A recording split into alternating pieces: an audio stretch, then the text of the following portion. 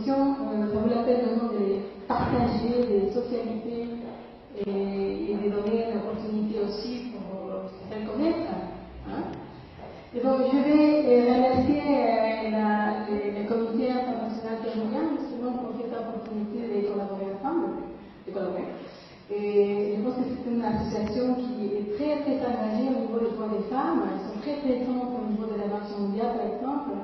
Et vraiment, ça fait plaisir en tant que terminienne d'origine de collaborer avec les sites. Et donc, cette fois-ci, c'était notamment par rapport à une étude, une petite étude, pour cette télévision, une classe de bénévoles, et sur la place pour les femmes d'origine étrangère, justement, dans les médias. Alors, on a décidé, d'ailleurs, de travailler sur le secteur de la télévision publique, parce que c'est là qu'on peut demander des renditions de comptes. Le secteur privé, bon, enfin. Mais la RTL, par exemple, ça reçoit de l'argent aussi de nous. Donc c'est l'argent que nous donnons par rapport avec les taxes et les impôts. Et donc on a quand même quelque chose à dire. Un autre point important contextuel, c'est que la RTL a signé aussi un accord pour augmenter la diversité et la présence des femmes dans les médias, dans les programmes de télévision. Et donc ça, c'est un engagement politique. Et puis un troisième aspect, c'est qu'on a une loi qui a été votée au niveau de la Fédération de Bruxelles il y a quelques mois, justement sur comment promouvoir la présence des femmes dans les programmes de la RTBF. Donc il y a pas mal de choses qui sont en chantier, mais il y a quand même des engagements politiques. Et c'est pour ça qu'avec cette étude, nous pensons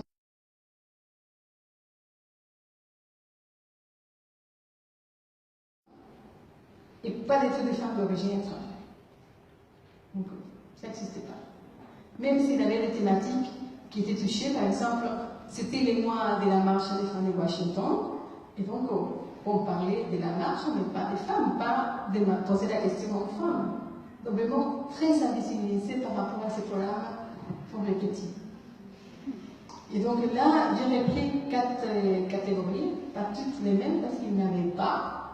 Non, et c'est justement le langage des femmes étrangères aux États-Unis, bon, descriptif. Et la question de l'image, c'était que c'est une image vraiment prise du modèle Barbie, mais très stéréotypée, parce que tu peux poser la question à qui tu as envie. On n'est pas obligé, donc c'est vraiment une question des choix au niveau des médias, à qui tu poses la question. Non? Et donc, il y avait un cas seulement d'une femme d'origine américaine qui parlait. Pour les femmes des pays de l'Union européenne, à nouveau, les langages étaient plus directs. Donc, on donne plus la parole, plus direct. Pas des stéréotypes que j'ai trouvé, pas des stéréotypes particuliers véhiculés. Et un caractère informatique, et là, c'est par rapport à ta question, non? On pose la question, qu'est-ce que vous pensez? C'est une experte avec quelque chose? Et voilà. Et ça, c'était un cas de WWF, non? C'est la protection des animaux, c'est un arrêt. Par rapport aux femmes immigrées en Belgique, les taux étaient plutôt affectifs et émotionnels. Donc on va faire pleurer, comme tu dis, le public, oh les pauvres femmes, ils sont tous les valeurs du monde.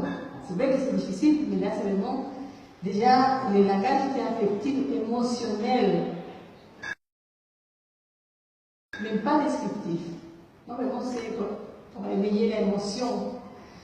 Et il était des thématiques qui étaient vraiment intéressantes. Donc, j'ai mis pas des stéréotypes parce que c'était les cas d'un groupe de filles qui étaient montrés comme je trouve que c'est des sous cas positifs dans un mois que j'ai vu.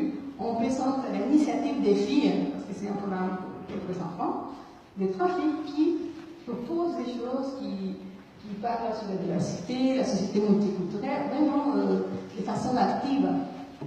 Et avec une proposition. Sinon, le reste, c'était plus qu'au centre. C'était la part aussi qui était véhiculée pour les autres femmes qui ont parlé dans le même type de programme. Et finalement, on présentait aussi les enfants et la famille de l'enfant. Et donc, les taux étaient affectifs et émotionnels. On pourrait dire que les enfants, ça marche. Je pense que l'éducation et l'éveil à l'égalité et à la citoyenneté, ça passe pas seulement par la question émotive et émotionnelle. Et c'était des enfants et des familles, il y avait des enfants qui étaient présentés comme des familles fragiles, surtout des nouvelles migrations qu'on appelle, non? Des tristes, fragiles. Et on appelait au sentiment, à la peine des enfants pour se solidariser, la peine sur ces femmes-là. Et donc ça, c'était vraiment, comment est-ce qu'on dit, récurrent quand on parlait des nouveaux réfugiés, non? De parler de façon affective, émotionnelle, simplement pour éveiller une compassion à mon point. Est-ce que ça, vous avez des questions sur les journaux pour les enfants? Non? Jennifer, vous avez des questions? Tu es d'accord? Dans la communication, on apprend beaucoup que les médias faussent la réalité dans le sens où ils disent justement l'émotionnel pour essayer d'attirer la compassion, d'attirer les sentiments. Ils aiment bien le sensationnel et pas l'informatif, donc ils cachent l'information plutôt que de la montrer.